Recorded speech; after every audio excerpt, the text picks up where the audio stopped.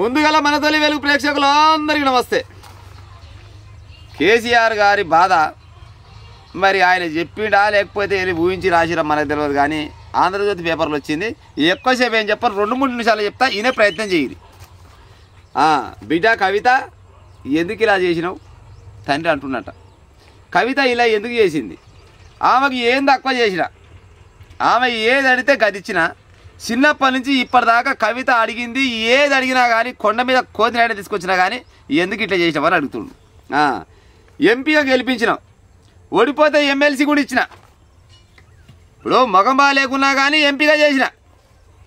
కర్మచారి రెండోసారి మళ్ళీ ఇంకేదో పోటీగా నిలబెడితే ఓడిపోతే కూడా తెలంగాణ రాష్ట్ర ప్రజలందరినీ పక్కకు నెట్టి, ఉద్యమకారులందరినీ పక్కకు నెట్టి, పార్టీ కోసం పనిచేసిన వాళ్ళందరూ పక్కకు నెట్టి మళ్ళీ నా బిడ్డని మళ్ళీ ఎమ్మెల్సీ పదవి ఇచ్చిన. ఎందుకంటే తెలంగాణ రాష్ట్రంలో నేను ముఖ్యమంత్రిని, నా బిడ్డ ఉత్తది తిట్టపాడవుతుంది.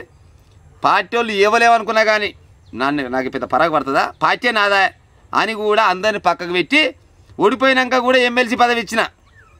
ఇంకేం తక్కువ చేసిన బిడ్డ నీకు అంటున్నా ఆయన. నేననే ముచ్చట కాదు కానీ మద్యం కేసుల సార పంచాయి పాడైపోను. సార పంచాయీలో మొత్తం రాష్ట్రం దేశం మొత్తం తూ తూ అని మాయాడి కాడికి ఊంచినా కూడా తుడుచుకొని మరి చాలా డబ్బులు ఖర్చు పెట్టి కూడా లాయర్లను తీసుకొచ్చి లాయర్లను పెట్టి నా బిడ్డను బయటికి ఇప్పించిన. ఏం తక్కువ చేసిన కవితమ్మకు నేను? ఇంకేం చేయాలో కవితమ్మకు చెప్పురిగా. ఓడిపోతే ఎమ్మెల్సీ ఇచ్చిన, మొగం బాగాలేకున్నా కానీ అంటే ఎవరికి తెలియకున్నా కానీ టికెట్ ఇచ్చి గెలిపించిన. గెలిపించి ఎంపీని చేసిన. ఎంపీని చేస్తే ఎమ్మెల్సీని చేస్తే సార పంచాయల ఇరికితే ఇజ్జత్ పోయినా కూడా మళ్ళంతా తిట్టినా కూడా మళ్ళా లాయర్లకు డబ్బులు ఇచ్చి మరీ బయటికి తీసుకొచ్చిన. ఏం తక్కువ చేసిన బిడ్డ నీకు అని పాపం ముసలోడు ఎంత కష్టపడుతుంది చూడు. లాయర్లను ఖర్చు పెట్టి లాయర్లను పెట్టి బయటికి పట్టుకొచ్చిన. బీఆర్ఎస్ నేతలతో కేసీఆర్ సస్పెండ్ చేస్తే పార్టీ భయపడుతుందా? ఏంటది సస్పెండ్ చేస్తే పార్టీ? ఒకవేళ కవితమ్మని సస్పెండ్ చేస్తే మళ్ళీ ఇంకో పార్టీ పెడుతుండొచ్చునా అని ఆర కూడా తీసిండట. ఆయనకు ముందు చూపు బాగుంటుంది కదా, పాడై పెద్ద మనిషి రాజకీయ చాణక్యుడే, ముందు చూపు ఎక్కువ ఉంటుంది. కాబట్టి ఒకవేళ నా బిడ్డని పార్టీకి వెళ్ళగొట్టిన అనుకో మళ్ళీ ఇంకేమైనా కొత్త పార్టీ పెడుతుండొచ్చునా, కొత్త పార్టీ పెడితే మళ్ళీ నా పార్టీకి ఏమైనా ఎసరు వస్తుండొచ్చునా ఉంటుంది కదా, అట్ట కూడా ఆరా చేసిండట. ఇంకా ఈయనేమంటాడు సూర్యాపేట ఆయన 6 రోజుల బుల్లెట్ అయినా 3 రోజుల బుల్లెట్ ఏమో. కవితను బహిష్కరిస్తే మంచిదేనన్న జయశరెడ్డి. ఇప్పుడు గొర్రె చేస్తే గొర్రెలు కాస్త ఆయనకు ఫాయిదా, ఇసంటోళ్ళు పోతే గిసంటోళ్ళకి ఫాయిదా. అవునా కాదా చెప్పుది.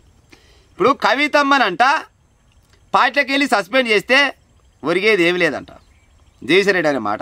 అవునా జయశరెడ్డి పడేలా?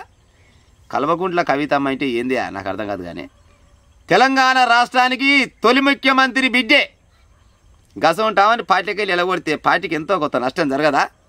అంటే ఈయనేమంటుండే ఈ ఆలు పోతే మాకేనా ఫాయిదా. ఇప్పుడు ఆల్రెడీ కవితమ్మ పోయింది, కవితమ్మ జాగాలకు ఇంకొక ఆయన పోతున్నారు, ఇంకొక ఆయన జాగాలకు ఈయన పోతుండొచ్చు, అంతే కదా. అందుకోసమని రాజకీయంగా ఎప్పుడు నాశనం అవుతారా అని చూస్తారు కొంతమంది ఉంటారు. ఆ నాశనం కాగానే పోయి ఆ సీట్లో కూర్చున్నామని గిసోంటి జయశ్రెడ్డి లాంటి వాళ్ళు కొంతమంది ఉంటారు. కానీ మొత్తానికి మాత్రం కేసీఆర్ మాత్రం భలే దుఃఖంతో మాట్లాడుతున్నాడు ముచ్చట. ఏం తక్కువ చేసిన నా బిడ్డకు, ఏది తక్కువ చేయలే నా బిడ్డ కానీ కన్నీరు మున్నీరై కూర్చున్నట్టు కొడుతుంది. కానీ మరి మొత్తానికి తండ్రిని ఉంచుతుందా, అన్నను ఉంచుతుందా, లేకపోతే వీళ్ళని కూడా పీటికని లేకుండా బొడ కొడుతుందా? ఇక ఆమె దగ్గర మంచి మంచి అస్త్రాలు ఉన్నాయంట. మరి ఆ అస్త్రాలన్నీ బయటికి తీస్తే శరంగలదైతే బయటికి తీయాలి. కానీ తీస్తుండొచ్చు పులిబిడ్డ ఏమొకదు బయటికి ఒక్కొక్కటి తీస్తుంటే చూడాలి నా సామిరంగా.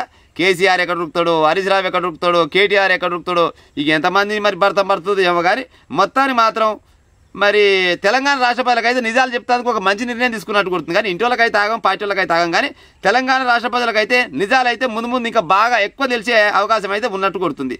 అంతేనా కాదా ప్రజలారా? నేను మాట్లాడిన తప్పుంటే కామెంట్ రూపకంగా చెప్పి ఉంటాం మరిగా.